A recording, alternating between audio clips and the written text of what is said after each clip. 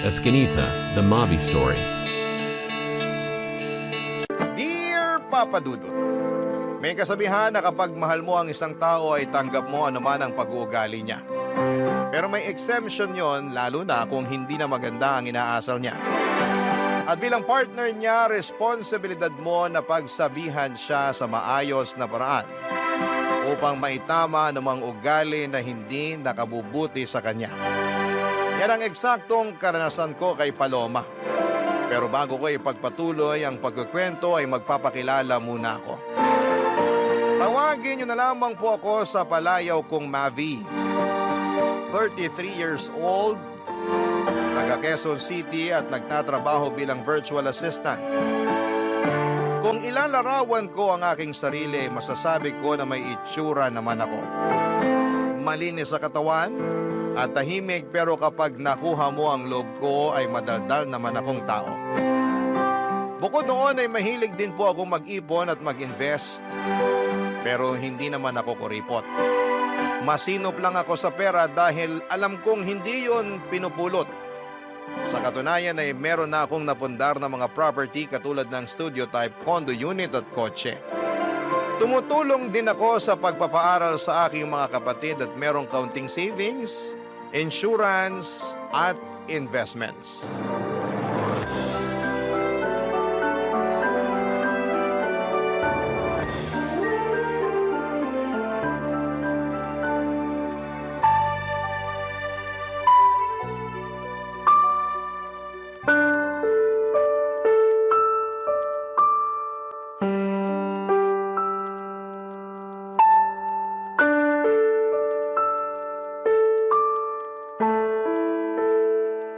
Babe, bakit mo ginawa yun?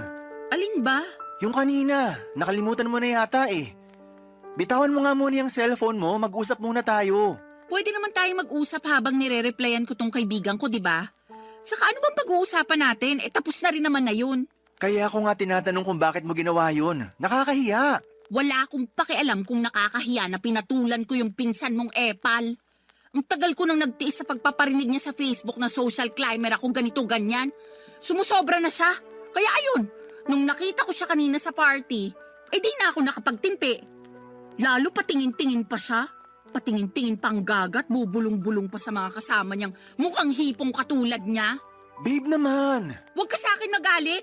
Hindi mo ba narinig yung sinabi ko? Narinig ko, pero di pa rin tama na hindi ka nagtimpi. Yung pinsan mo ang pagsabihan mo kasi sumusobra na siya. Bala ko rin talagang kausapin yung pinsan ko. Pero meron ka bang ebidensya na ikaw talaga yung pinariringgan niya sa Facebook? Hindi mo ba nababasa yung mga post niya? Hindi ako madalas mag-Facebook. Tsaka may nabasa ako isang beses pero wala namang binanggit doon na pangalan mo. Meron ba? Wala. Oh, wala naman pala eh. Pero alam ko, patama sa akin yon kasi tinatamaan ako eh. Saka alam nating lahat na unang beses pa lang na pinakilala mo kami sa isa't isa, mainit na talaga ang dugo niya sa akin. Akala yata ng gagang yun, hindi ako mapagpatol. Akala ko rin hindi ka mapagpatol. Kaya di mo ko masisisi kung bakit ako nagkakaganito.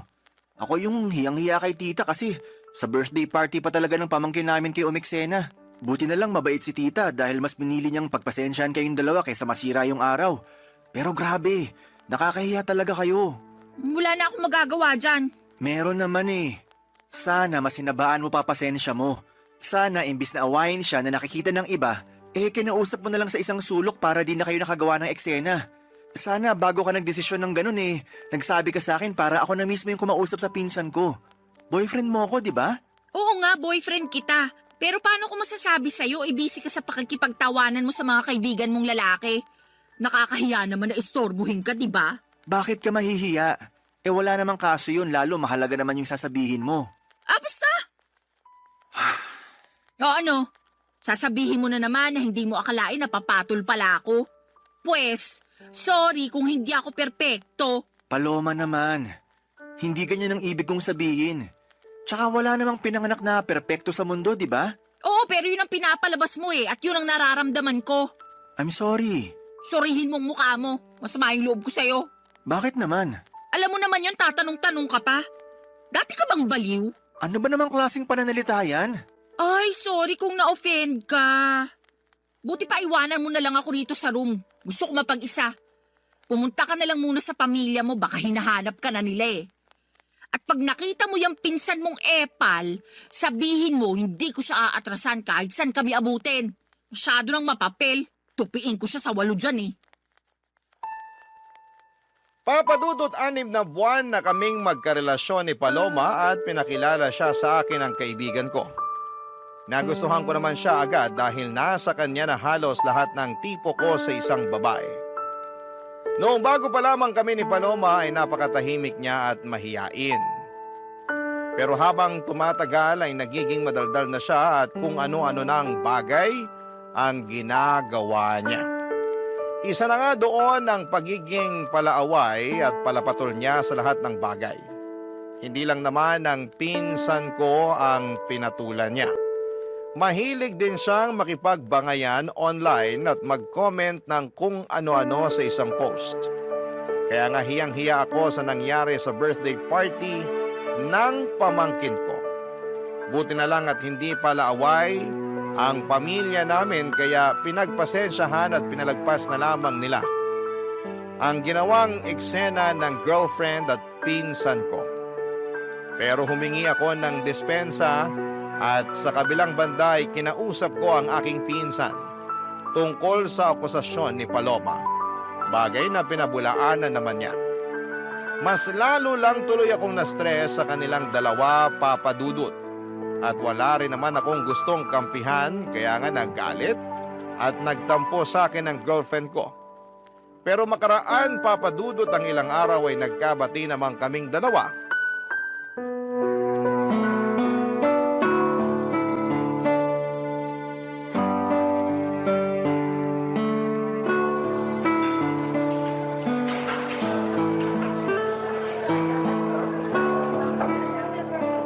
Thank you ah. Saan? Sa panlilibre mo sa akin. Nung nakaraang araw pa ako takam na takam sa burger at fries na to. Alam mo namang hindi ako basta-basta makakabili ng cravings ko dahil magkukulang yung sahod ko para sa pamilya ko. Oo, alam ko yun. Tsaka maliit na bagay lang naman tong panlilibre ko. Boyfriend mo ako, di ba? Sana sinabi mo na nung nakaraan ka pa pala nagka-crave rito para nabilhan kita. Hindi na, nahihiya rin kasi ako sa'yo. Ikaw naman? Totoo naman yun. Lagi ko kasing naiisip na ikaw yung taya sa mga labas at gala natin. Ay, kailan kaya ako makakapag-ambag ng mas malaki-laki ano? Pag nakaluwag ka na. Pero saka mo na yun isipin. Sabi ko nga boyfriend mo ko at ako ang lalaki sa relasyon. Walang kaso sa akin na maglabas ng pera kung para rin naman sa'yo. Thank you. Pero kainis talaga maging mahirap. Hirap na akong magtipid at magpigil na unahin ang sarili ko dahil sa pamilya ko. Buti sana kung thankful sila sa akin. Kaso hindi naman. May nangyari na naman ba sa bahay nyo? Oo Kanina lang bago ako umalis para makipagkita sa'yo. Nagalit na naman si nanay kasi kaunti lang daw yung binigay kong sweldo. Di raw makakabili ng 10 kilong bigas at masarap na ulam. Lagi na lang daw noodles at dilatang sardinas na bibili niya. Kaya nagagalit yung kuya kong batugan. Magagawa ko. Malaki kaltas ko ngayong cut-off Alam naman nila yan, bakit nagugulat pa sila? Tapos yung tatay ko nagtatampo kasi hindi ko man lang daw siya mabigyan ng pera pang yosi. Ayos lang ba siya? Ako pa ba bibili ng pambisyo niya? Nakakaloka. Sige lang, magkwento ka lang. Yung kuya kong batuga nangungutang sa akin, panghulog ng motor niya. Sana all may motor, di ba? Kukuha-kuha ng hulugan tapos sa akin ipapakargo kapag nagigipit sa bayaran. Lakas din talaga ng tama Di ba may trabaho naman ang kuya mo? Meron, pero kulang-kulang pa rin daw kasi sinusustentuhan niya yung 3 anak niya sa iba't ibang babae. Galing no? Napakalandi ng kuya ko. Ay, kaya pala stress na stress ka nung nakita kita kanina. Oo, medyo lang. Pinautang mo ba kuya mo? Siyempre hindi. Kaya lang pinagsabihan akong maramot at hindi raw maaasahan. Ay, kaloka. Nang galaiti talaga ako pagkarinig ko nun. Para akong bulkang sasabog anumang sandali. Saka wala na akong pera para pautangin siya, no? Ano siya, hilo? Nanghihingi pa nga sa akin ng pang-project sa school yung bunso namin. Siyempre, mas inuna ko na yun kaysa sa kanya. Grabe rin talaga yung kuya mo. Wala na sa lugar ang mga pinagsasasabi. Lahat sila ganun sa bahay. Ay! Siguro maliban na lang sa bunso namin. Kasi bata pa yun. At yun lang yung kasundo ko. Kaya lang, mas lamang talaga ang stress ko sa pamilya ko, lalo pag wala na kaming pera. Ang unfair lang din talaga dahil malakas pa naman yung parents ko pero ang kukupad. Mula nang magkatrabaho ako, umasa na talaga sila sa akin. Hindi na naawa na nagkakandakuba na ako sa pagtatrabaho para lang buhayin sila. Uy, napakamalas ko talaga. Alam mong hindi totoo yan. Totoo yon. Mahirap lang talaga paniwalaan kasi hindi ikaw yung nasa posisyon ko. Di tulad ko, solo mo pera mo, di ba? Tumutulong din naman ako sa pagpapaaral sa mga kapatid ko. Oo nga, pero hindi ka naman obligado kasi may business yung mga magulang mo. May pera kayo at kaya pa rin nila kayong buhayin.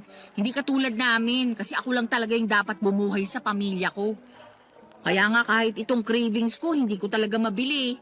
Malapit na talaga akong masiraan ng ulo. Kung may magagawa lang sana ako para tulungan ka. Alam mo, meron. Ano yun? Ibahay mo na ako. Mag-live-in na tayo para makaalis na ako sa toxic kong pamilya. Papa Dudut, nagtatrabaho bilang private company employee si Paloma at sakto lang ang kinikita niya. Siya ang breadwinner sa kanila kaya wala talaga siyang maitabi para sa sarili.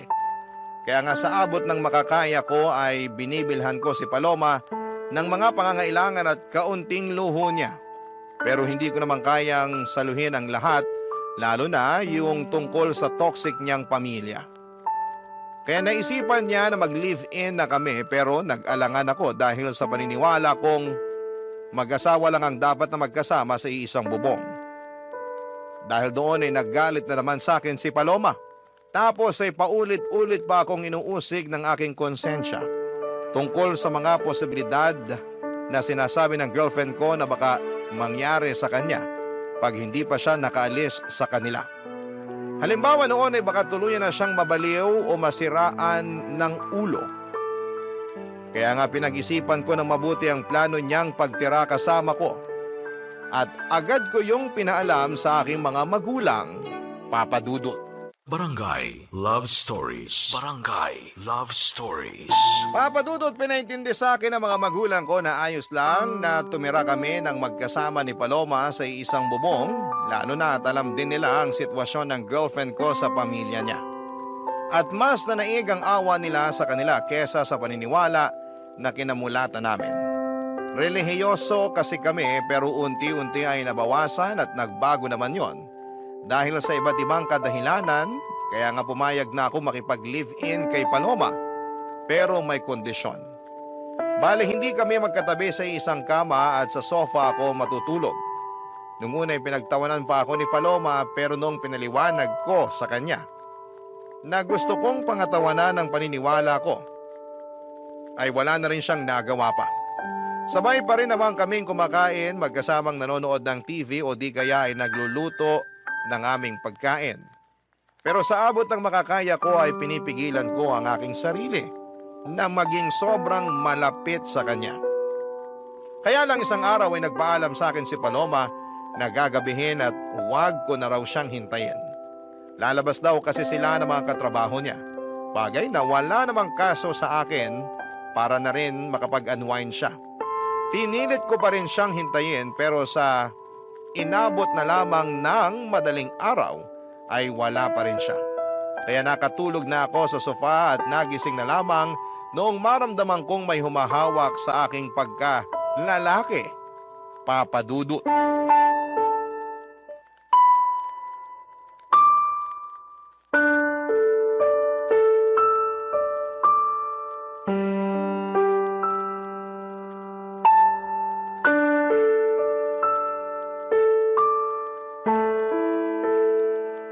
Sabi na gusto mo rin talaga? Kunwari ka pa? Paloma, anong ginagawa mo? Bakit mo ko hinihipuan? Sobra ka naman sa hinihipuan. Baka nakakalimutan mong girlfriend mo ko. Hindi ko nakakalimutan yon. Alam kong girlfriend kita pero totoo namang hinihipuan mo ko. Bakit? Di mo ba nagustuhan? Hindi. Kasi alam mo naman yung paniniwala ko pagdating sa bagay na yan, di ba? Oo, at nakakabwisit ka. Bakit ka nabibwisit? Napag-usapan na natin to, di ba? Sabi mo naiintindihan mo ko. Kahit tinawanan mo muna ako at inasar-asaran nung una. Totoo namang sinubukan kong intindihin, pero habang tumatagal, pakorni ka na ng pakorni eh. Kalalaking mong tao, nagpipigil ka, nandito na tayo oh. Magkasama na tayo sa iisang bubong. Ba't di mo pa ako sunggaban at samantalahin? Naririnig mo ba yung sarili mo? Naman, tingin mo sa akin, bingi? Hindi, pero nakakagulat na sa katulad mo pa talagang babae galing yung mga salitang yun. Girlfriend mo naman ako at boyfriend kita. Tingin mo sasabihin ko yun sa ibang lalaki? Ano ako, gaga? Kahit na, hindi pa rin tama na ganyan ka magsalita. Irespeto mo naman ang sarili mo. Nire-respeto ko yung sarili ko, no? Saka masyado kang sensitive at makalumang tao kung umasta. Tingin mo ba may maniniwalang walang nangyayari sa atin nakatira tayo sa iisang bubong? Wala naman talagang nangyayari sa atin, di ba? At kung walang maniwala, hindi ko na problema yun. Basta alam ko sa sarili ko na ginawa ko yung sa tingin ko tama. Alin? Yung sakalang mag-aano kapag kasal na? Oo, Corny mo talaga. Nagsisisi na tuloy ako na sinagot kita. Masyado kang ewan eh. ikaw yung masyadong ewan. Anong sinabi mo? Alam mo na nung una pa lang ayaw ko. At iniiwasan ko makipag-live-in sa'yo hanggat di pa tayo kasal. Pero gusto mo na kamo para makaalis ka na sa pamilya mo. Pumayag naman ako, di ba? Okay lang din sa pamilya ko. Ibig sabihin, nag-adjust ako para mapagbigyan yung gusto mo. Salamat sa pag-a-adjust mo. Pero baka nakakalimutan mong may hiningi ka ring kondisyon. At yun yung hindi tayo magtabi sa kama sa pagtulog. Tama ka.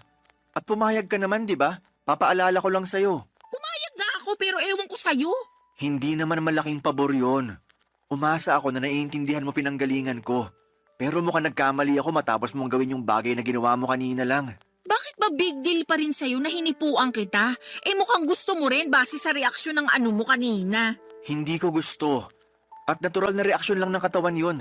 Di ko yun mapipigilan. Sus, natural na reaksyon daw. Totoo naman eh. Para kang tanga. Kalalaki mong tao, ikaw pa yung iwas ng iwas sa ganyan.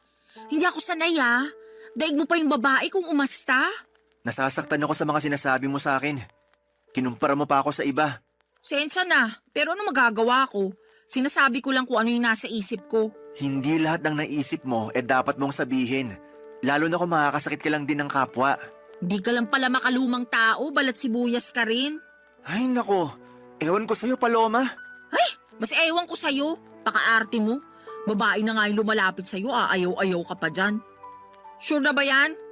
Sige na, try lang natin. Please lang, tigilan na natin tong usapang to. Nakainom ka eh. Mabuti pa matulog ka na dun. Inaantok na rin ako. Uy, kainis ka talaga. Para kang ewan. Siguro, ayaw mo lang talaga sa akin, no? Alam mong hindi totoo yan. Ewan ko sa'yo. Papadudot kahit na masama ang loob ko kay Paloma dahil sa ginawa niya ay mas masama pa rin ang loob niya sa pagtanggi ko sa kanya. Hindi naman kasi ganun yon, hindi sa ayaw ko siya pero iniiwasan ko lang talaga na may mangyari sa amin lalo na at hindi pa kami kasal. Alam ko baka tawagin niyo kong hipokrito at nagmamalinis dahil magka-live-in na kami ni Paloma pero ginagawa ko lang ang alam kong tama at nararapat gawin bilang isang lalaki. Kaya lang ay hindi yon maintindihan ni Paloma at gulat na gulat ako sa ugali niyang yon. Lalo pang nadagdagan ang sama ng loob ko nang insultuhin niya ako at ang paniniwala ko. Pero alam ko na meron lang din siyang pangangailangan kaya nagawa niya ang bagay na yon. In short ay pinatawad ko si Paloma at pinalagpas ko ang mga nangyari. Doon ko na naisip na mag-propose ng kasal sa girlfriend ko, bagay na walang pasubanin niyang tinanggap. Papadudot mahal ko si Paloma at masaya ako dahil ikakasal na kami. Kaya lang ay makalipas ang isang linggo ay merong nangyari, papadudot.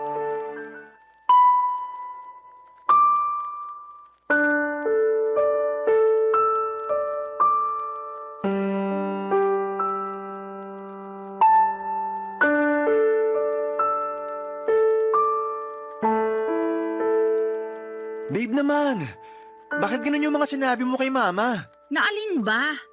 Na feeling ko nagkukulang ka na sa akin kasi hindi mo nabibigay pangangailangan ko? Na-stress na ako pero hindi ka makaramdam? Di mo man lang ako matanong kung anong gusto ko o kung saan ko gustong pumunta para mag-relax? Eh buti pa yung ibang babae, mahal na mga jowa nila. Pero ako, ewan ko na lang talaga. Mahal kita.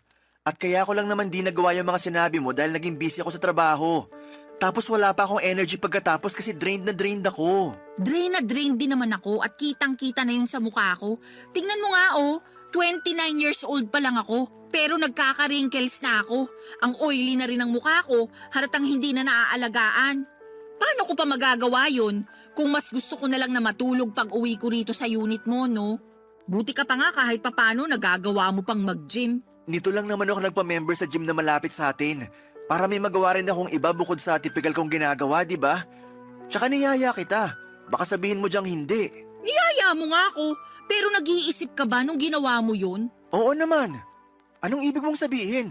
Feeling ko kasi hindi.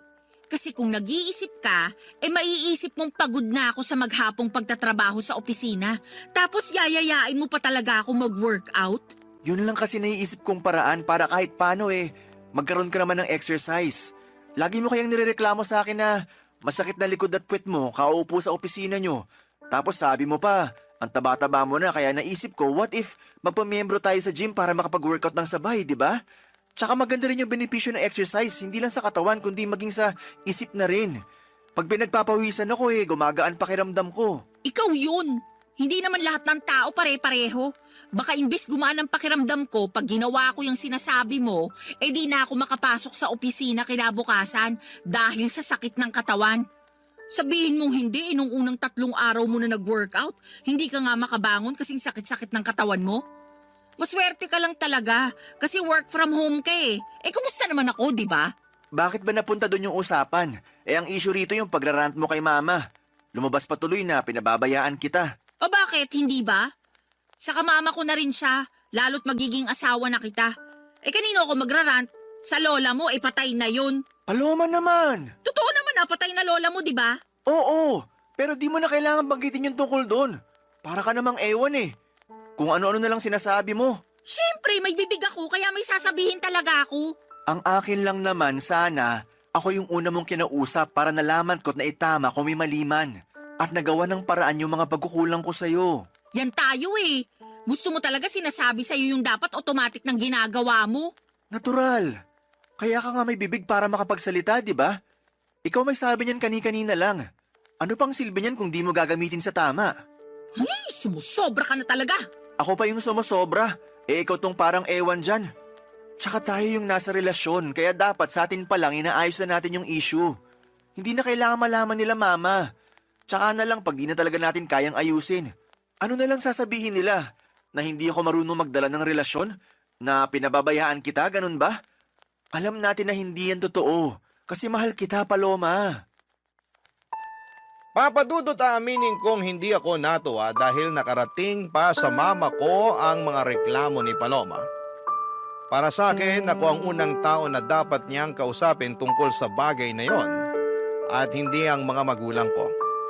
Nakakahiya kasi lalo na at meron rin silang sariling problema para problemahin pa ang mga reklamo ng girlfriend ko. Kaya nga hiyang-hiya ako sa mama ko dahil sa nangyari. Pero at the same time ay thankful din kasi pinayuhan niya ako kung ano ang dapat gawin upang maging mas maayos ang relasyon namin ng girlfriend ko. Tapos ay sinamantala ko na rin ang pagkakataon na kausapin si Paloma at ipaunawa sa kanya na hindi totoong pinapabayaan o tinitipid ko siya. Kung nabawasan man ang oras at pera na naibibigay ko sa kanya ay dahil lamang nag-iipon ako na para sa pangkasal namin. Kaya lang ay ewan ko ba sa girlfriend ko kung bakit pakiramdam niya ay pinagdadamutan ko siya. Para wala ng away ay ako na lamang ang nag-adjust. Sa abot ng makakaya ko ay binigay ko ang mga gusto ni Paloma, Papa Dudut. Barangay Love Stories. Barangay Love Stories. Papa Dudut, makalipas nga ang isang buwan ay gulat na gulat ako nang sabihin sa akin ni Paloma na nag-resign na siya sa kanyang trabaho. Ni hindi kasi niya nabanggit sa akin na may plano na pala siya na umalis. Basta sinabi lang niya na ayaw na niyang magtrabaho dahil nabuburyo at napapagod na raw siya. Pero sa kanya pa rin humihingi ng sustento ang pamilya niya. Kaya problemado siya kung paano makapagbibigay sa kanila. Kaya ako ang umako ng responsibilidad na yon dahil magiging pamilya ko na rin naman ang pamilya niya. Pero labis talaga akong nahirapan at nabigatan sa buhay noong nadagdagan ng responsibilidad na nakaatang sa aking mga balikat. Kahit na nakakaluwag ako noong una ay umabot ako sa punto na halos masaid ang savings ko. Dahil sa mga hingi at bigay para sa pamilya ni Paloma. Dahil po sa mga nangyari ay nagsabi ako sa parents ko na baka hindi muna ako makatulong para sa pagpapaaral ng mga kapatid ko, bagay na nauunawaan naman nila. Nag-offer pa nga sila na pahiramin ako ng pera sakaling kailanganin ko. Sobrang bait ng mga magulang ko kaya naman hiyang-hiya ako sa kanila. Doon ko na naisipang kausapin si Paloma tungkol sa sitwasyon pero meron namang ginawa ang magaling kong girlfriend, Papa Dudut.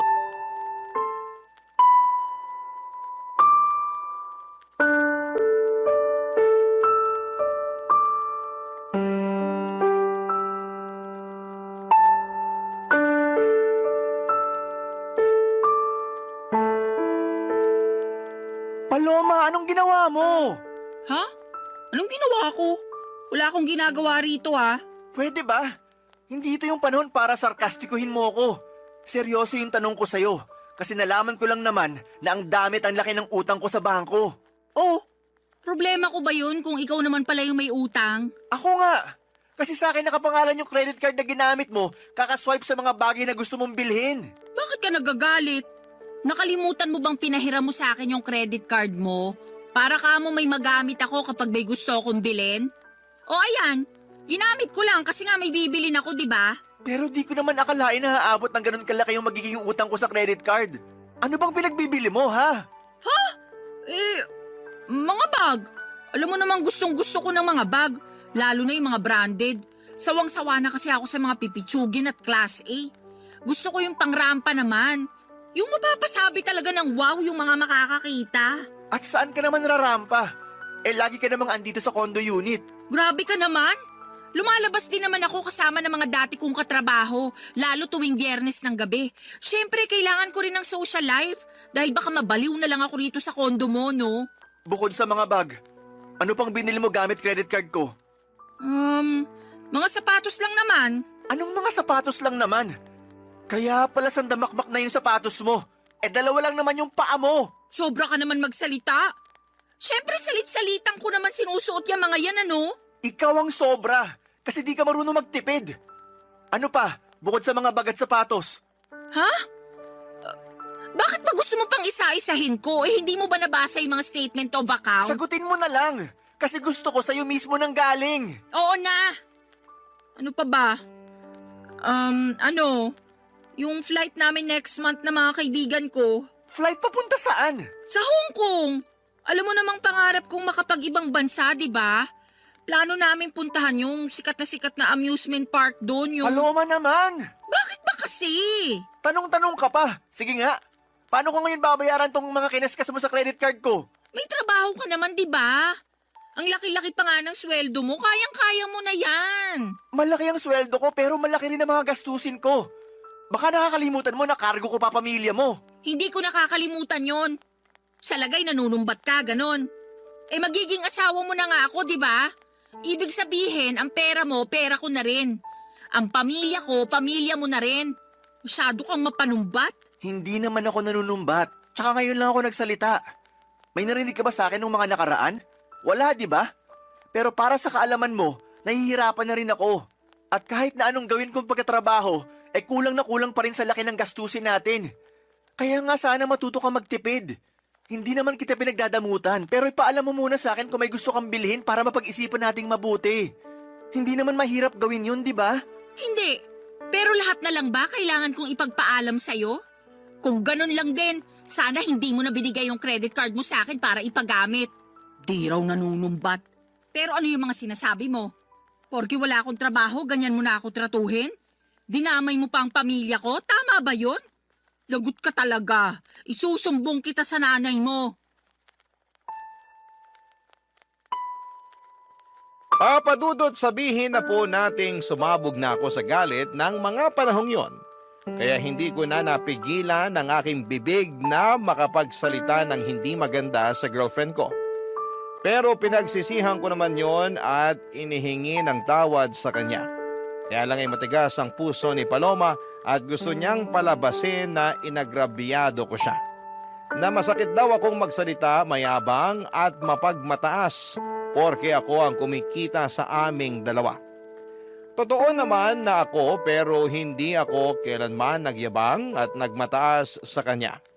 Sa abot ng makakaya ko at pangunawa ay sinusustentuhan ko siya at ang pamilya niya habang nag-iipon ng pangkasal namin at pinagsasabay na bayaran ng iba pang mga gastusin sa araw-araw naming pamumuhay. Kaya naman alam kong ako ang agrabyado rito at may karapatan akong magsabi ng mga hinanakit ko. Aaminin kong hirap na akong pakisamahan si Paloma dahil napakabigat niyang dalhin. At sa araw-araw na lamang na ginawa ng Diyos ay palala ng palala ang kanyang pag-uugali, Papa Dudut.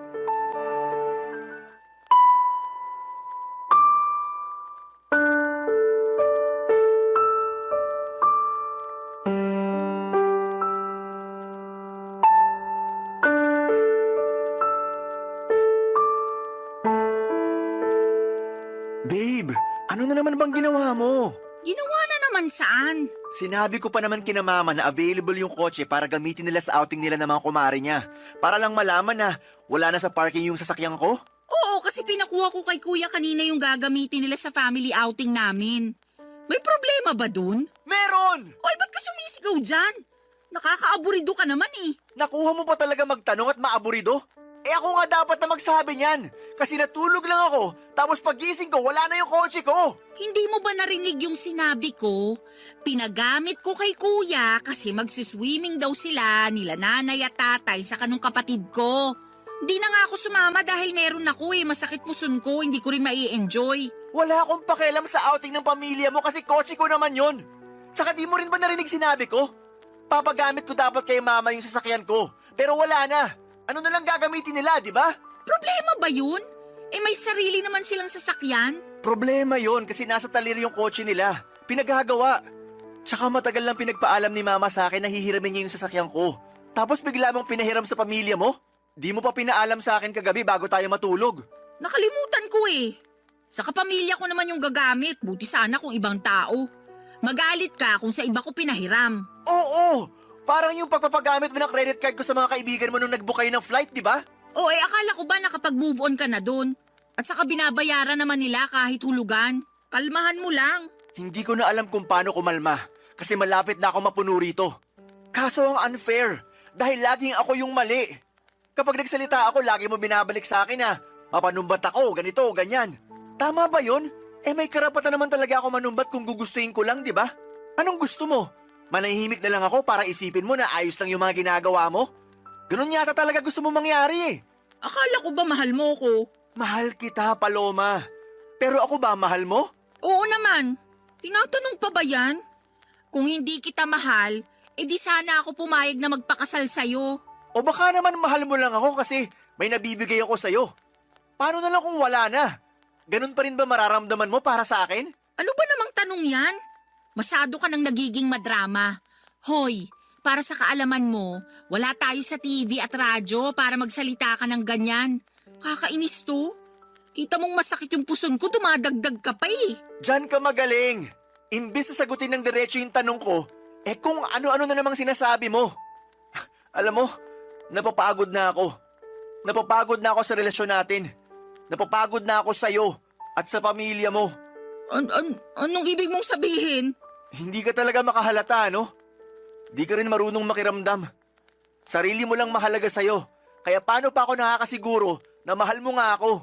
Nang dahil lang sa kotse na pinahiram ko sa kuya ko, nagkakaganyan ka na? Ang malala, nag-historical ka pa talaga. Inungkat mo lahat Saka kung sa usapang pagod lang naman, mas pagod kaya ako sa'yo. Pagod ka saan? Sa relasyon natin? Oo, kasi pakiramdam ko kinokontrol mo ko. Ipapaalala ko lang sa'yo hindi pa tayo mag-asawa. At kahit mag-asawa na tayo, wala ka pa rin karapatang diktahan yung buhay ko. Bigla ko tuloy na miss maging malaya. Yung walang iniisip o pinoproblemang mababaw na issue. Sige, Simula sa araw na to, malaya ka na. Ha? Anong sabi mo? Sabi ko, simula sa araw na to, malaya ka na. Kasi nakikipaghiwalay na ako sa'yo. Tapos na tayo. Papa Dudut, nagmakaawa pa sa akin si Paloma na bawiin ko ang pakikipaghiwalay ko sa kanya. Pero naging matigas ako ng mga panahong yon. Kahit na apektado na ako sa pag-iyak at paghingi niya ng paulit-ulit na sorry, ay tinatagan ko ang sarili ko upang tiisin siya. Sobra na kasi ang mga ginagawa niya sa akin na pinalagpas at pinagpasensyahan ko lang. Siguro'y panahon na rin para bigyan ko ng pabor ang aking sarili na maging malaya mula sa mga responsibilidad ko sa kanya.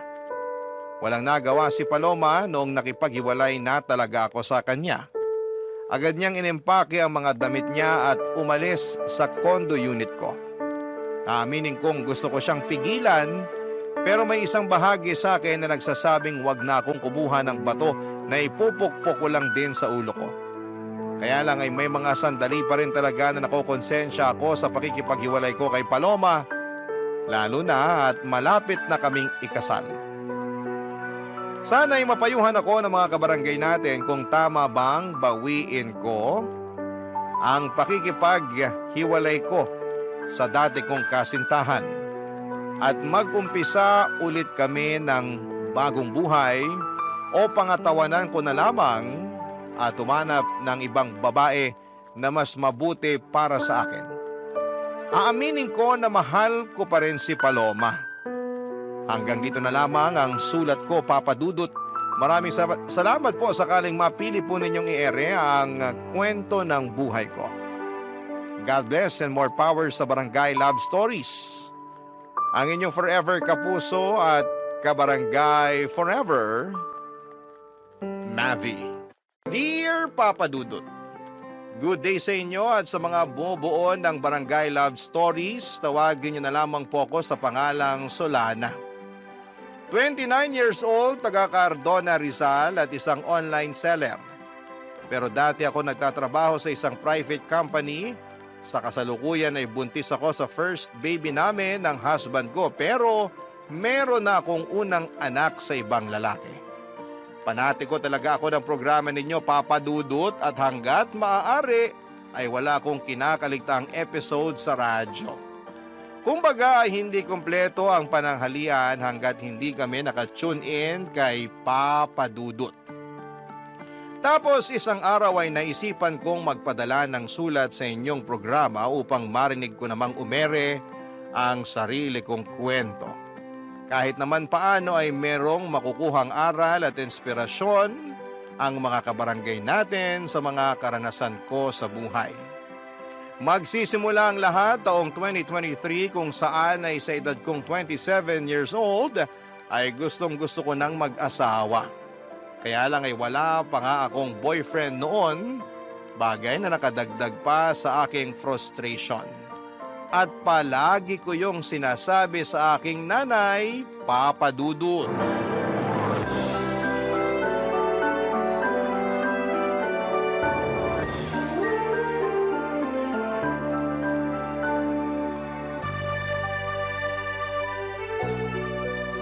Grabe na yun.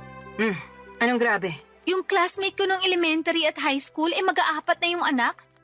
Tignan niyo yung post niya dito sa Facebook. Pinakita niya yung pregnancy test niyang positive.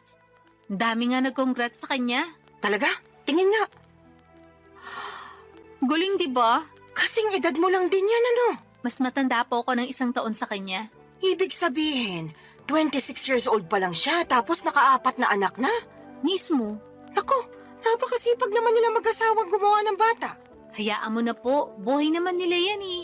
Sa bagay, mahalaga lang naman dun hindi napapabayaan yung mga bata. Kahit mag-anak pa sila ng 100, ayos na ayos lang.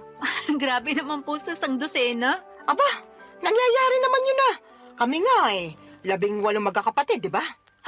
Mas grabe pala kayo, Nay. Ay, ewan ko sa'yo, Solana. Minsan napaka-OA mo. Sobra naman po kayo. Oh, totoo naman. Diyan pa lang sa mga reaksyon mo, akala mo unang beses mo palang narinig na 18 kami magkakapatid. Sensya na po. Hala, Kinasal na pala siya? Sino? Ito po, oh. Dati kong katrabaho. Nagpunta na rin po siya dito sa bahay nung birthday niyo. Siya lang talaga in-invite ko noon kasi okay naman siyang kasama. Natatandaan ko nga na katulad mo wala pa rin siyang asawa nun. Pero masaya naman ako kasi sa wakas kinasal na siya. Masaya rin po ko. Pero sobra naman kayo sa pagsasabi na katulad ko wala pa siyang asawa. Noon yon kasi ngayon kasal na siya. Sa katotoo naman na wala ka pa rin asawa, di ba? Pati nga boyfriend, wala pa rin Kaya nga medyo nalungkot po ako. Ha? Bakit? Kasi tumatanda na ako pero wala pa rin ako nakikilalang lalaki na mamahalin at gugustuhin pakasalan. Ay, ayoko pong tumandang dalaga at mamatay na hindi pa nararanasan ang sarap ng buhay. Pinagsasasabi mong sarap ng buhay ang hirap kaya magkaanak lalo na sa panahon ngayon, ano? Napakamahal ng mga bilihin at serbisyo. Kung mahirap ka, dapat manahimik ka na lang sa isang tabi. Siyempre, pagsisikapan naman po namin na magiging asawa ko yung pamilya na bubuuin namin. Hindi namin ipaparanas sa magiging anak namin yung hindi magandang buhay. Sa bagay, di naman kita mahahadlangan kung ramdam mo na dyan sa mga buto-buto mo na gusto mo nang mag-asawa at bumuo ng sarili mong pamilya. Kahit na mahirap ang buhay, masarap pa rin na meron kang asawa at mga anak. Kaya, sige, humayok at maghanap ka na ng magiging boyfriend. Siguraduhin mo lang na yung mapipili mo yung lalaking responsable, marunong sa pamilya, mabait, may pangarap, hindi lang para sa sarili, kundi lalong-lalo na sa inyong magiging anak nyo. At higit sa lahat, hindi mapanakit. Nako, subukan ka lang niyang saktan. Lalatiguhin ko pati mata niya. Si nanay talaga, wala pa nga Sinasabi ko lang sa'yo yung gagawin ko kapag maling lalaking napili mo. Kaya ayusin mo paghahanap ng matinong mapapangasawa, ha? Boyfriend po muna, wala pa nga akong boyfriend Kala ko, diretso kasalan kasi atat na atat ka na dyan Nay talaga, O bakit? Totoo naman sinasabi ko sinabi ko bang hindi? Buti na yung nagkakaliwanagan. Masyado talaga kayong mapangasar. Para namang di mo ko kilala. Mapang-asar talaga ako at nasa iyo na lang kung maaasar ka. Pero seryoso nak, kung anong magpapasaya sa'yo, gawin mo. Marami-rami ka na rin sinakripisyo para sa pamilya natin. Panahon na para mapagtuunan mo naman ang pansin ng sarili mong buhay. Papa Dudut, masyado kasi akong naging tutok sa pagtulong sa pamilya namin simula mawala ang aming tatay. Bata pa kami noon at talagang ginapang kami ni nanay sa paghahanap buhay. At bilang panganay sa 3 magkakapatid ay sadya kong kinalimutan ang pagla-love life at ang aking sarili. Pero aminado akong gusto ko na talagang bumuo ng sariling pamilya that time at masaya naman ako kasi suportado ako ng aking nanay. In fact, siya pa ang kontodo push sa aking makipag-date o magpaligaw kaya ginawa ko ang mga payo niya. Bilang unang hakbang ay nag-install ako ng dating app sa aking cellphone. Nagpatulong pa nga ako sa best friend ko na pumili ng maganda at pinaka-the best kong picture na gagawin kong display profile. First time ko lamang kasing gumamit ng dating app at sa tanang buhay ko. Isa pa lang ang nagiging boyfriend ko. Pero matagal na yon dahil nag-aaral pa lamang ako sa high school at sa pagkakatanda ko ay umabot lamang kami ng 1 buwan. Fast forward. Meron ako nakilala at nakamatch na lalaki sa naturang dating app na gamit ko ng mga panahon na yon. 2 linggo rin kaming nag-usap bago kami nag-decide na magkita na. At may nangyari na nga sa amin ang unang araw na yon. Kaso makalipas ang 1 buwan at kalahati, bigla na lamang siyang naglaho na parang bula, Papa Dudut.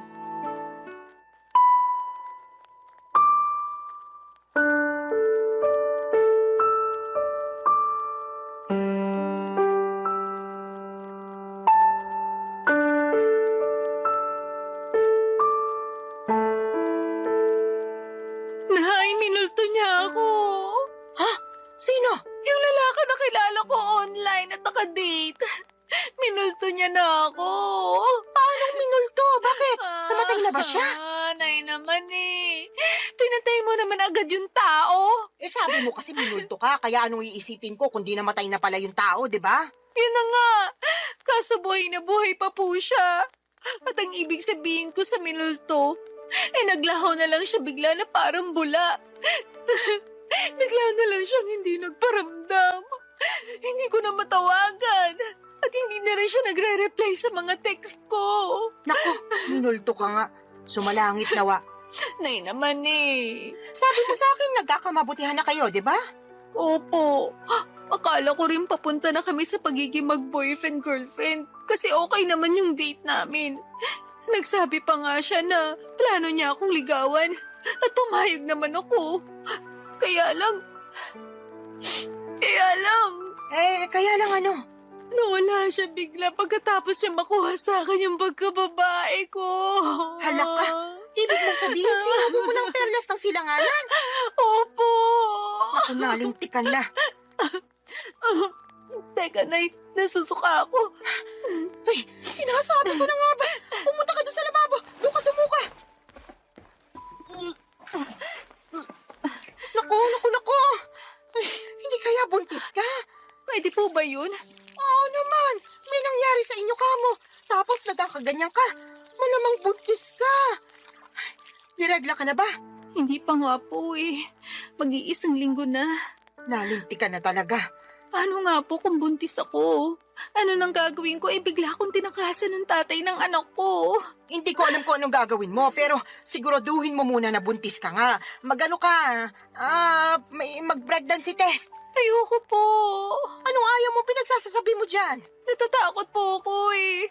Paano kung positive? Wala na tayong magagawa dyan. Saka na lang nating isipin kung ano yung susunod nating gagawin kapag totoo na buntis ka nga. Pesting buhay naman oh. Ngayon pa talaga nangyari to kung kailan bigla namang nawala yung nakabuntis sa akin. Kasalanan mo rin naman kasi. Sana bago ka bumuka ka dyan, sinigurado mo muna na gumamit ng proteksyon yung lalaking yon. Oh, kita mo nangyari. Tingin ko, nakatunog yun na mabubuntis ka niya. Kaya biglang naglaho na parang bula. Wala naman po sanang kaso kahit mabuntis niya ako eh. Kaya lang ang kiniinis ko, iniwan niya ako bigla. Akala ko pa naman nagkakaintindihan na kami. Na mahal na namin ang isa't isa. Pero mukhang hindi po pala ganon. Hindi talaga. Kasi nakuha na niya yung gusto niya sa'yo.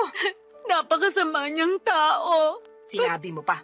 Sana makarma siya sa pangiiwan niya sa'yo at sa magiging anak niyo kung totoo nga na buntis ka. Kinakatakot ko lang po na baka hindi ko kayanin. Alin? Yung pagbubuntis ko po. Ewan, naguguluhan pa po ko. Nalilito. Masyado mabilis yung mga pangyayari. Kahit na anong mangyari, kailangan mong kayanin dahil nandiyan na yan. Alangan namang ipalaglag mo yung dinadala mo Malaking kasalanan niya sa Diyos. Tsaka, hindi ka na bata, Solana. Nung nakaraan lang, naulit-ulit mong sinasabi na gusto mo nang magkaanak at magkaroon ng pamilya, di ba? O ayan na, magkakaanak ka na sakaling buntis ka nga. Kaya dapat kayanin mo. Huwag kang mag-alala. Nandito ang nanay. Akong bahala. Gagabayan kita. Papadudot ng sumunod na araw ay nakumpirma kong buntis nga ako. Buti na lang talaga ay nandyan ang nanay ko dahil kung wala siya malamang ay hindi ko na alam ang aking gagawin. Dahil sa biglang pagtakas ng lalaking nakabuntis sa akin ay natakot ako sa responsibilidad ng pagiging nanay sa baby na nasa sinapupunan ko ng mga panahong yon. Kaya nga malaki ang pasasalamat ko kay nanay dahil to the rescue siya.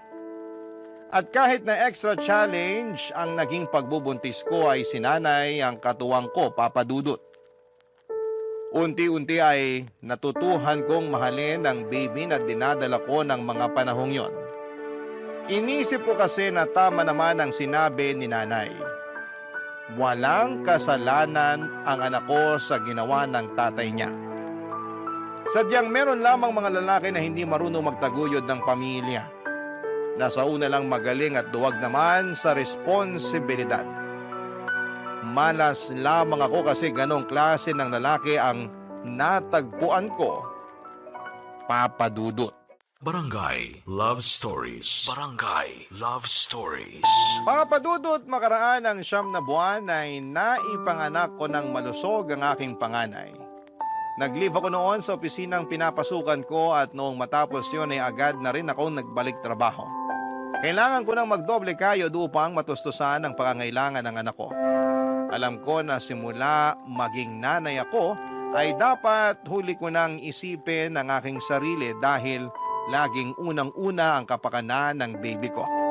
Kaya lang ilang buwan pa lamang akong nagtatrabaho ulit ay nakaramdam na ako ng matinding kapaguran.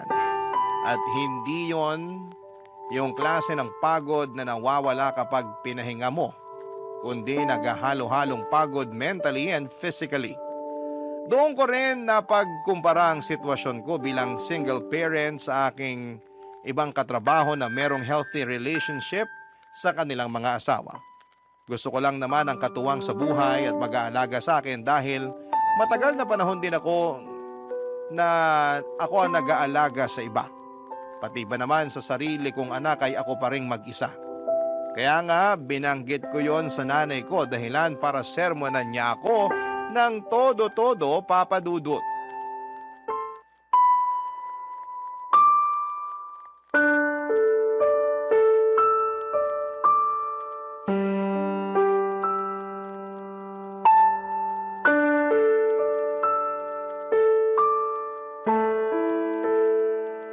Nay, pagod na po ako.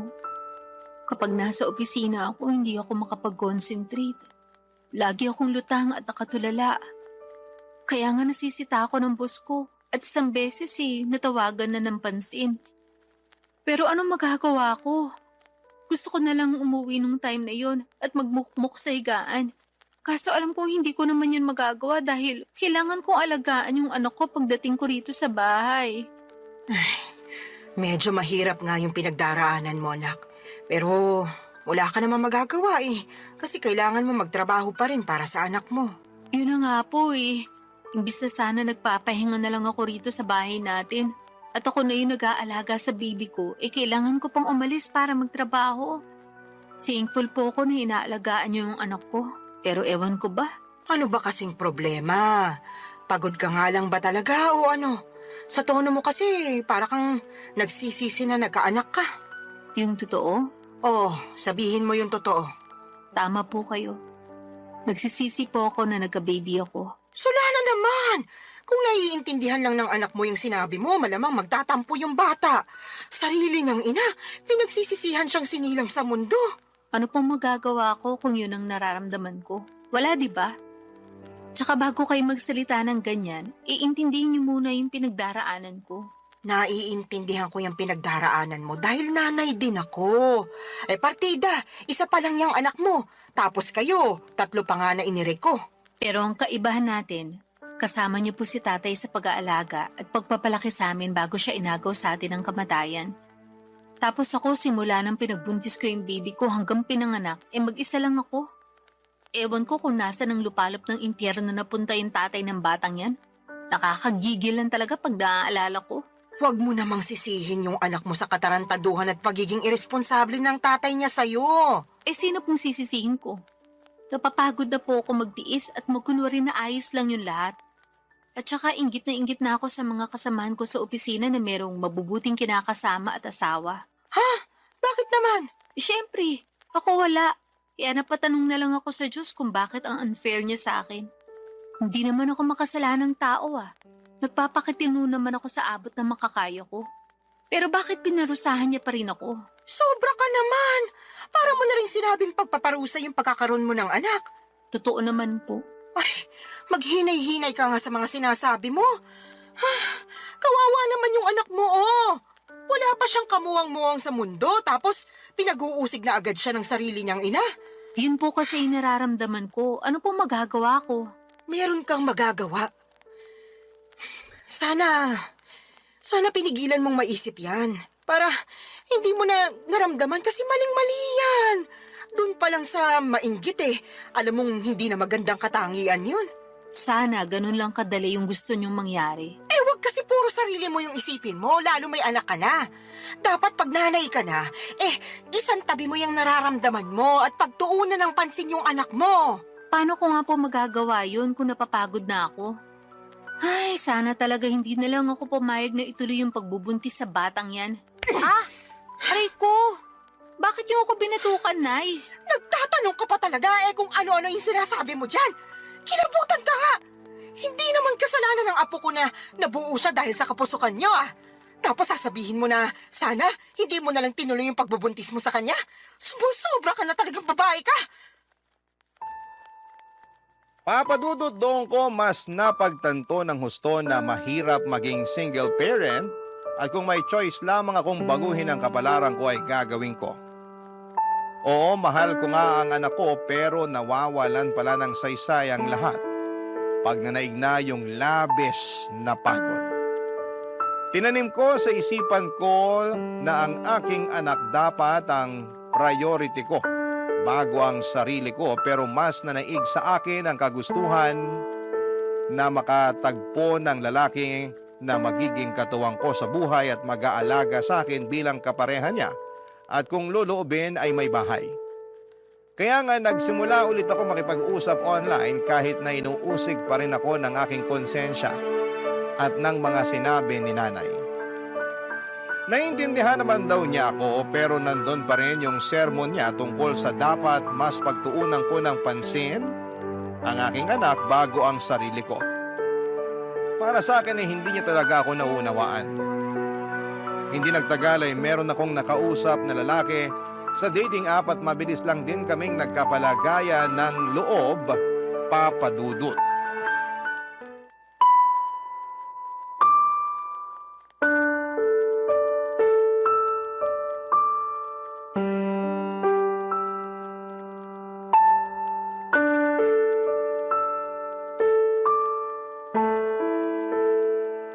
Anong sinabi mo, Solana? Pakiulit nga kasi parang nabingi yata ako. Nay naman Ulitin mo kundi mababatukan kita. Sabi ko po, willing akong sumama sa lalaking nakakausap ko kung yayayain niya akong makipag-live-in sa kanya. Anong sinabi mo? Sasama ka sa lalaking yun Paano yung anak mo? Sige nga. Yun nga po ang gusto kong pag-usapan natin. Kasi hindi ko masasama yung anak ko. Ni hindi ko pa nga sinasabi sa kanya na may anak na ako kasi, ayoko lang. Pakiramdam ko pag ginawa ko yun, baka mawalan siya ng gana sa akin. Kasi bihira lang naman yung lalaki na nagkakagusto at sumiseryoso sa mga single mom. Kahit na! Mahalaga pa ba yon? Opo, mahalaga yun kasi mahal ko na siya. Sa lagay, mas pipiliin mo pa yung lalaking yun kaysa sa sarili mong anak, Solana. Hindi ko naman po inaalis yung pagiging nanay ko sa anak ko. Gusto ko lang po magsimula ng panibagong buhay. Magsimula ng panibagong buhay na hindi kasama yung anak mo, ganun ba? Opo, Kanino mo naman iiwan yung apo ko, Aber? sa inyo po. Ay, anak ka naman ng teteng. Ayaw niyo po ba? Napakagaga mong babae ka. Ano ba namang pag-iisip meron ka? May pasabi-sabi ka pa na hindi mo inaalis pagiging nanay mo sa anak mo pero ipapaalaga mo sa akin. Kahit na mahal ko yung apo ko, ikaw pa rin na nanay niya yung dapat na mag-alaga sa kanya. Alam ko naman po yun. Pero hindi ko na po siya kayang alagaan. Ano bang pinagsasasabi mong babae ka? Paanong di mo kayang alagaan Hindi naman mahirap alagaan yung anak mo. Napakabait niyang bata, normal din siya. Walang karamdaman, kaya paano mo nasasabi yan? Tatapatin ko na po kayo, Nay. Ayoko na po sa anak ko na yan kasi bunga siya ng pagkakamali. Oo, wala siyang kasalanan. Pero hindi ko lang talaga siya mapigilang sisihin sa ginawa ng tatay niya sa akin nung araw. At kahit na anong gawin ko paulit-ulit lang na bumabalik yung pangiiwan sa akin ng lalaking yun sa tuwing nakikita ko yung anak namin. Kaya sabihin niya, paano ako makakausad? Gusto ko nang kalimutan yung pangyayaring yun. At ito lang yung paraan na pwede kong gawin. Napakapangit ng paraan mo sa totoo lang. Pangit na po kung pangit, pero desperado na ako. Tsaka wag po kayo mag-alala, kasi susustentuhan ko pa rin naman yung anak ko. Magtatrabaho pa rin ako ng mabuti para sa kanya. Pwede ka namang magtrabaho ng mabuti nang hindi mo siya kinakailangang iwanan sa akin Ewan ko ba naman sa'yo, nak? Bakit ganyan ka mag-isip? Awang-awa tuloy ako sa anak mo kasi nagkaroon siya ng nanay na katulad mo. Para sa kaalaman mo, hindi lang perang pambili ng pangangailangan niya yung dapat na binibigay mo sa anak mo. Kailangan din niya ng pagmamahal mula sa'yo. Pero hindi ko na nga po kayang ibigay yun sa anak ko. Kaya kayo na lang po yung magbigay nun sa kanya. Naniniwala naman po ako na marami kayo nun sa puso nyo. Yung sa akin kasi, ubus na para sa anak ko. At kung meron man pong natitira, konti na lang. Tapos para na lang yun sa sarili ko. Mahirap naman magbigay ng pagmamahal sa iba kung hindi ko uunahing mahalin yung sarili ko, hindi ba? Ibang klase mga katuwiran mo, bulok at baluktot. Papa Dudut, parang kinurot ang aking puso sa iyak ni nanay dahil sa naisip kong iwanan ang anak ko sa kanya para makisama sa lalaking nakilala ko online. At kahit na sinosustentuhan ko pa rin naman ang bata ay hindi pa rin sapat yon. Pero kahit na anong gawin kong pagsaalang-alang sa sitwasyon ay nadaig pa rin ako ng aking damdamin. Mas nanaig ang kagustuhan kong sumama sa lalaking nakilala ko at magsimula ng panibagong buhay. Alam ko po na maraming magagalit sa akin ng mga kabarangay natin dyan at may mga magsasabi na hindi ko naman talaga mahal ang anak ko. Mahal ko ang anak ko pero mas mahal ko ang aking sarili ng mga panahong yon. At kahit na pangit pakinggan, paano ko makapagbibigay ng pagmamahal sa iba kung hindi ko naman uunahing mahalin ang sarili ko kahit nakapalit noon ay ang pagtakas sa responsibilidad ng pagpapakananay sa aking panganay, Papa Dudut. Barangay Love Stories. Barangay Love Stories. Papa Dudut, hindi nagtagal ay sinagot ko na nga ang lalaking nanliligaw sa akin at makaraan lang ang isang buwan ay niyaya na niya akong makipag-live-in. Bale, tumira kami sa Taytay Rizal dahil doon naman siya nagtatrabaho. Hindi alam ng live-in partner ko na meron akong anak sa unang lalaki. At sa totoo lang ay gusto ko na talagang hindi niya malaman, pero alam ko na wala namang lihim na hindi nabubunyag. Kaya sa huli ay inamin ko sa kanya ang totoo dahilan para maggalit siya sa akin. Hindi dahil may anak ako sa ibang lalaki kundi dahil hindi raw ako naging tapat sa kanya nung una pa lamang. Naintindihan ko naman ang pinanggagalingan ng galit niya, kaya humingi ako ng tawad. Hindi niya rin ako natiis dahil mahal niya ako at ang tanging hiling lang niya ay ipakilala ko sa kanya ang anak ko, kaya sinama ko siya sa bahay ng nanay ko sa Cardona, Rizal. At laking gulat ko dahil masayang masaya siya pagkakita sa aking anak. Kaya lang ay marami pa rin kaming bagay na hindi pinagkakasunduan habang nagpapatuloy ang aming pagsasama. Katulad na lamang noong isang beses na nag-away kami, dahilan para mag-alsa balutan ako't umuwi sa aking nanay, Papa Dudut.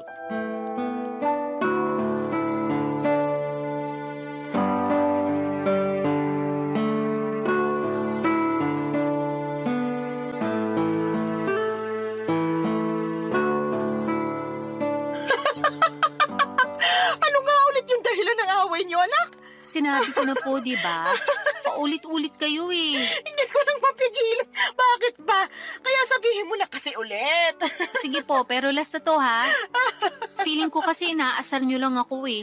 Sige na, ano nga ulit yung rason? Bakit ka nag-alsa balutan paalis sa inuupahan niyo at umuwi ka rito sa atin? Nag-away po kasi kami nung kinakasama ko dahil binuksan ko yung delata na paborito pala niya tapos inulam ko. Dilata lang pala, tapos pinag-awayan nyo na. Grabe, hindi ako makapaniwala para kayong mga bata. Hindi ko naman po kasi Ay, sinasadya na mabuksan yun.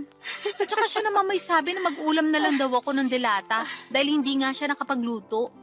Nagkataon na overtime ako sa work. Tapos siya naman nagbago oras ng shift niya. Kaya umalis siya na maaga. Syempre, bilang wala na ring lakas magluto pa, naisip ko nga magbukas na lang ng delata. Ano ba kasing delata yon? Sardinas ba? Corned beef po, yung medyo mamahali na brand. Hindi mo ba alam na paborito niya yon? Alam ko po na paborito niya yun, pero hindi ko naman akalain na magagalit siya sa akin ng gusto dahil lang sa dilatang yun. As in, galit na galit siya. More on, tampo na para bang batang nagmamaktol yung lolo niyo. Akala mo kung sinong inapi. Ginising pa talaga ako para pagdabugan, matapos niya makitang nasa basurahan na yung delata na inulam ko kagabi. Nagkataon na 1 piraso na lang yun, tapos plano niya raw ulamin pag uwi niya. Anong ginawa mo pagkatapos? Syempre, nagalit din ako kasi para siyang tanga. Kagigising ko lang nun tapos naalimpungatan pa ako sa sigaw niya. Tapos bubungaran niya ako ng sermon kesyo ganito ganyan. Aba, hindi rin po ako nagpatalo. Kaya sinagot ko siya para ipagtanggol yung sarili ko. Hanggang sa lumala na yung away namin at nakapagsalita na kami ng hindi maganda sa isa't isa. Hindi ko na po nagustuhan yung mga sinabi niya. Kaya nilayasan ko na siya. Pambihira talaga mga kabataan ngayon. Maliit na bagay pinalalaki kaya dumarami yung hiwalayan eh. Alam ko naman po na mababaw lang yun. Pero nasobrahan eh. Kung kinausap niya lang sana ako na maayos, baka lumabas pa ako at binilan siya ng paborito niyang delata. Di sana wala kaming problema. Hindi sana kami nagkasakitan sa mga sinabi namin sa isa't isa. Kaya lang, hindi ganun yung nangyari. At hindi ko kayang intindihin na ganun siya umasta porque paborito niya yung delatang kinain ko nang hindi sinasadya. Tama rin naman yung mga sinabi mo. Dilata lang naman yun. Kaya nga po. Tsaka sobrang sama lang talaga ng loob ko sa kanya. Sa dinami-rami ng tao na magsasalita sa akin ng ganun, siya pa talaga. Ayun, hindi na ako nakatiis, kaya nilayasan ko na siya. Hindi talaga maiiwasan yung pagkakaroon ng hindi pagkakaintindihan sa relasyon. Pero sana, huwag niyong hayaan na sirain ito yung pagsasama ninyo. Tama rin na umalis ka doon para makapag-isip-isip kayo pareho. Magpalamig ka muna rito habang malayo kayo sa isa't isa. Pero huwag niyong patagalin yung away ninyo. Hindi yun maganda. Ewan ko na Mahal ko naman po siya pero masakit talaga mga sinabi niya sa akin. Biruin niyo, sabihin ba naman ako matakaw kasi naubos ko rin yung delata niya? Gutom na nga ako noon. Kahit naman ako na gutom, baka maubos ko rin yon. Yun na nga po. Medyo sumobra lang siguro yung reaksyon ng kinakasama mo para lang sa isang delata. Sa lagay, mas matimbang pa yung pagmamahal niya sa paborito niyang pagkain kaysa sa'yo na kinakasama niya. Tumpak ka dyan, Nay. Naku, pag pumunta yun dito, makakatikim talaga sa akin yun ng sermon. Salamat po. Ay, hindi lang pala siya kundi kayong dalawa. Bakit naman po ako nasali dyan? Syempre, pareho kayo nasa relasyon At gusto ko lang ipaintindi sa inyo na hindi na kayo bata para pag-awayan yung ganong klase ng mababaw na bagay. Ay, umayos kayo. Kundi pag-uuntugin ko na talaga kayo. Papa Dudut, alam ko naman na mababaw lang ang dahilan ng pag-aaway naming yon. At pwede namang maayos kaagad kung may isa sa amin na magpapakumbaba. Pero pareho na kaming kinain ng matinding emosyon. Noong araw ding yon ay pinuntahan ako at sinundo ng kinakasama ko sa Cardona at nakipagbati sa akin. Humingi rin siya ng sorry kay nanay dahil naabala pa namin siya. Pero ayos lang naman sa nanay ko, sa halip ay pinayuhan niya kami na pag-usapan ng mga bagay-bagay at huwag na huwag agad paiirali ng galit. Kaya nga ginawa namin ang lahat para ayusin ang pakikipagkomunikasyon sa isa't isa para hindi na maulit ang mga nangyari. At masasabi ko na mabuti ang resulta noon sa pagsasama namin. Meron pa rin namang mga misunderstanding pero mas alam na namin kung paano yon ayusin. Sa kapansin ko na sobrang mahal din talaga ng kinakasama ko ang aking anak sa ibang lalaki. At nakikita ko yon sa tuwing bumibisita kami sa bahay ni nanay. Kaya nga nagustuhan na rin siya ng nanay ko para sa akin bilang kinakasama. Pero nitong March 2025 lang ay may sinabi ako sa nanay ko na labis niyang kinabigla, Papa Dudut.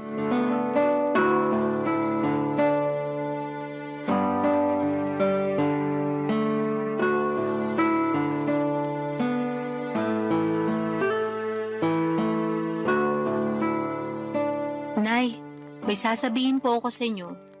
Pero huwag kayong mabibigla Depende kung sasabihin mo maganda ako, matagal ko nang alam yon. Puro kayo biro. Sa tingin mo nagbibiro ako? Nakakasakit ka ng damdamin Siyempre, maganda po kayo. Kanino pa po ba ako magmamana kundi sa inyo lang, di ba? Yan, sige, utuin mo pa ako. Ano ba kasi yung sasabihin mo at may pasabi-sabi ka pa ng wag akong mabibigla? Tungkol po sa amin ang kinakasama ko. Ang totoo, niyaya niya na ako magpakasal kahit sa West lang daw po muna. Para lang magkaroon na ng basbas yung pagsasama namin. Talaga? Naku, mabuti naman. Ano sinabi mo? Pumayag ka ba? Siyempre, opo. Tuwang-tuwa nga ako eh. Ako rin tuwang-tuwa kasi sa wakas ikakasal ka na, nak. Dati-rati, pangarap mo lang yung maikasal tapos ayan na, mangyayari na. Kaya nga malaki talagang pasasalamat ko sa Diyos. Kasi dininig niya yung panalangin ko, nabigyan niya ako ng matinong lalaki. Yung magiging asawa ko, magiging tatay ng mga anak namin, at makakasama ko hanggang tumanda kami. At nangyari na nga yun. Buti na lang naging matyaga ka sa paghihintay. Opo. Pero may isa pa po pala akong sasabihin. Meron pa bukod sa sinabi mo na ikakasal ka na? Ganun na nga po. O sige, ano ba yon? Pinag-usapan po namin ng kinakasama ko. Nakukunin na namin yung anak ko at isasama sa inuupahan namin. Gusto po niya na isang buong pamilya na kami at handa naman siyang ampunin yung bata para siya na ang kilalaning ama. Ayos lang po ba sa inyo yun? Tinatanong pa ba yan? Siyempre ayos na ayos sa akin. Hindi po ba kayo malulungkot kasi papapalayo na kayo sa apo nyo? Ano bang klaseng tanong yan? Natural malulungkot ako. Pero sino ako para ipagkait sa apo ko na magkaroon ng tatay at nanay sa kanyang paglaki, di ba? Kaya nga malaki talaga yung pasasalamat ko dyan sa kinakasama mo kasi mahal na mahal yung anak mo. Tingin ko nga, mas mahal niya pa yung apo ko kaysa sa'yo eh. Mahal ko rin naman po yung anak ko. Pero aminado ako naging gagalang ako sa pagdedesisyon nung araw. Sa totoo lang, matagal ko nang pinag-iisipan na kunin yung anak ko para ako na yung mag-aalaga sa kanya. Gusto ko pong bumawi sa lahat ng pagkukulang ko bilang nanay niya. Siguro hindi pa naman po huli ang lahat, di ba? Hindi pa naman talaga. At suportado kita sa gusto mong mangyari. Basta ipangako mo na hinding-hindi mo na ibabalik sa akin yung apo ko kasi bigla ka na lang napagod magpakananay sa kanya, ha? Hindi laruan niyang anak mo para sa kaalaman mo. Meron siyang damdamin. Tsaka baka gabaan ka na kung gagawin mo pa yun sa kanya. Hinding-hindi ko na nga po ulit gagawin yun sa anak ko, Nay. Pangako po yan. Huwag ka sa akin mangako. Sa anak mo ikaw mangako. At patunayan mo yon. Mahalin mo siya ng husto. Iparamdam mo na lagi kang nandyan sa tabi niya bilang nanay niya. Ipaglaban mo siya sa lahat ng pagkakataon. Lagi mo siyang piliin sa kahit na anong sitwasyon. At kahit na magkaroon pa kayo ng mga anak nung kinakasama mo, huwag mong hayaan na mabaliwala yung panganay mo. Tandaan mo, Solana, ha? Wala siyang kasalanan sa ginawa sa'yo ng ama niya, kaya huwag mo siyang sisisihin. Opo, Nay. Naiintindihan ko po lahat ang mga sinabi niyo at tatandaan ko po yun. Sige, mapapanatag na ako kung ganon. Paano mo pala aalagaan yung apo ko kung nagtatrabaho ka? Tungkol po sa bagay na yan, pinag-usapan na namin ng kinakasama ko na magre-resign na ako para maalagaan ko yung anak ko. Sinabi ko kasi sa kanya na gusto kong bumawi sa anak ko dahil malaki nga yung nagawa kong kasalanan sa kanya nung araw. Katulad nyo, sinuportahan din po ako ng kinakasama ko. Papa Dudut, alam kong hindi ako naging perpektong magulang sa anak ko noong araw, pero sa kasalukuyan ay ginagawa ko naman ang lahat upang makabawi sa kanya. At yun naman ang mahalaga, hindi ba? Sising-sisi ako sa nagawa kong pangiiwan sa kanya noon nang mas pinili ko ang aking sarili, ngunit masayang-masaya naman ako. Dahil naalagaan ko na siya ngayon, katuwang ang aking kinakasama na ngayon ay asawa ko na. Hindi pa rin naman nagsawang sumuporta at umalalay sa akin si nanay, lalo na at buntis ako sa panganay namin ng mister ko. Alam ko na mas magiging challenging ang pag-aalaga ng dalawang maliit na bata, kaya sinabi ni nanay na pupuntahan niya ako sa inuupahan namin para alalayan pagkapanganak ko. Doon pa lang ay naiyak na ako at nag-uumapaw ang saya ng puso ko. Mas lalo ko na-appreciate ang aking nanay sa totoo lang. At alam ko na marami pa akong matututuhan sa kanya mula sa mga karanasan niya kung paano maging mabuting ina. Maraming salamat po, Papa Dudut, sakaling mapili po ninyong i-ere ang istorya ng buhay ko. Sana po'y kinapulutan po ito ng aral at inspirasyon ng mga kabarangay natin. God bless sa inyong programa sa Barangay Love Stories. Patuloy kayong magbigay ng aliw sa ating mga kabarangay. Ang inyong forever kapuso at kabarangay, Solana.